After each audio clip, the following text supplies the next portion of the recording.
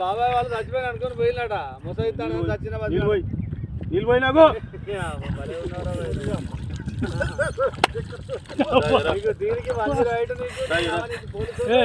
ఎందుకు పన్న వాళ్ళ కాయ పండుకున్నా ఎందుకు అనుకున్న వాళ్ళ ఈ చల్లదనానికి ఎండకు చేయలేక కన్నీకి ఓడిపోయి వచ్చిన గెలవలేక ఏం చేసావు 10 రోజుల నుంచి గణేట్ చేత నాతో గట్టించి నా కష్టం దోచుకొని గణేట్ రాయ్ నాకు అంటే డబ్బులు ఇచ్చారు కానీ శ్రమ